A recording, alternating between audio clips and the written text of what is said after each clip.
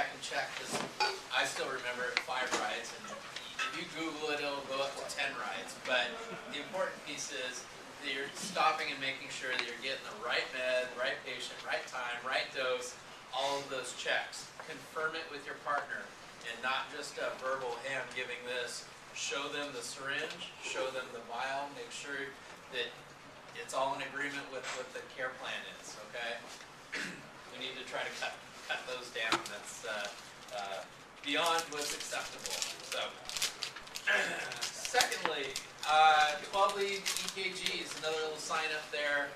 Just a reminder again, only transmit confirmed STEMIs. If you're not sure if it's a STEMI, but you're concerned enough that you want a doctor to read the EKG, activate it as a STEMI, transmit, and let them cancel the STEMI. Okay, so don't transmit and say, hey, I'm wondering if this is what this is or what I should do. Just activate, transmit. Adrian, the STEMI coordinator from St. Vincent's for Providence Hospitals, and Dr. Halverson and I made a little video that'll be coming out shortly, but it'll show you the kind of behind the scenes of what happens when we transmit an EKG and it lands at St. Vincent's. So you'll see it, how it pops up on LifeNet, how the ED doctor gets alerted, they look at it, then they make the activation inside. So, lastly, initials. For the most part, we're doing better at putting the initials in. A reminder that you have to do it before you hit acquire on the EKG. We've had a couple of EKGs come through that have full patient names. I applaud whoever took the time to enter in the entire name. Conrad. Please don't. I just need initials, okay? I put the initials as both the first name, and I was waiting for him to do it. You do have to split it up first and last. Lastly, we have multi-agency training starting up in November. That's why we have a shortened all-hands this week, because we're going to make it up with our multi-agency training with the fire departments.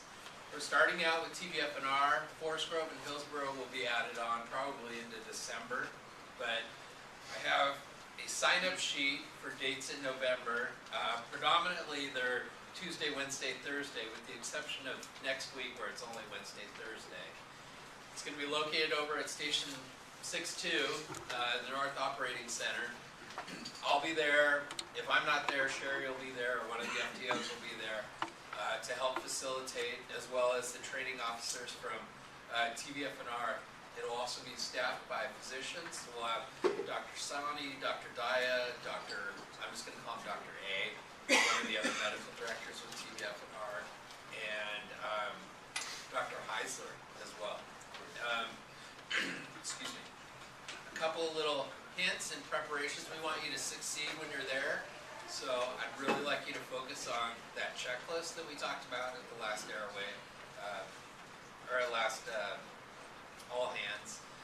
Review that. Review the BVM, the new BVM techniques. I know the BVM hasn't been distributed. That's on purpose. I also want you to review just the RSI protocol, as well as might take a look at sepsis, might review LevoFed, basic trauma, pediatric RSI, and things like that. Because we have a whole group of scenarios that we'll be choosing from, and I don't know which ones you guys are going to end up with. We're going to have a simulation mannequin out there. We'll have the same ambulance from Washington County. We want you to come in uniform. We're going to have Metro kits there as well as TBF&R kits, and we may mix it up where fire arrives first and Metro comes in, or Metro arrives first and fire comes in. So you really want to be ready for it. You may be PIC with this whole thing, and so be ready with your crew resource management.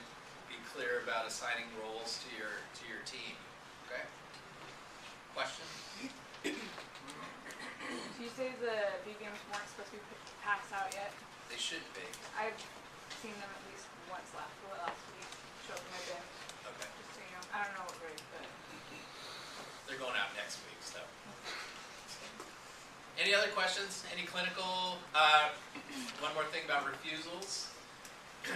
this will be a topic that we're continuing to explore in the QI committee. I kind of feel like there's this large number of canceled by fires, canceled no patient contacts, when we kind of suspect that there probably should be a refusal being taken.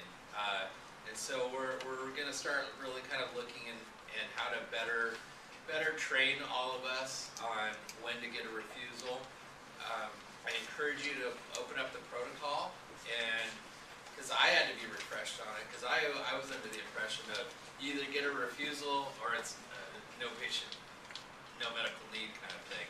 But there is another bucket in the center where it actually is not a refusal, but there's a certain amount of documentation that you need to do, including a physical assessment.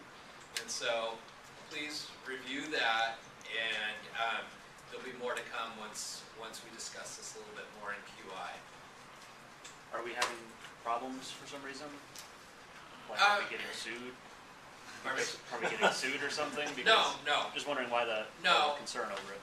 There's high dry run rates. That's one.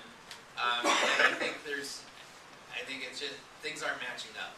The numbers aren't matching up with the number of cancels and call volume and things. It just something's off. And so that's where we want to investigate further, get more facts, and see what's going on. Because I know there's a lot of those situations where you're staged by fire, and I've talked about this before, where you're out there for 10 minutes because you've been staged by fire. Maybe it's time to interject yourself, because are they going to then cancel no medical need, and in reality, they probably should have gotten a refusal or something like that. So that's where we have to bring the medical directors into it and get a kind of a collective agreement on it. So if we're staged by fire, we never make patient contact, how is that ever back on us whatsoever? If they're the ones on scene and they're making the judgment call if it requires a refusal or not, I mean, how are we But I'm supposed to thinking know? of the patient.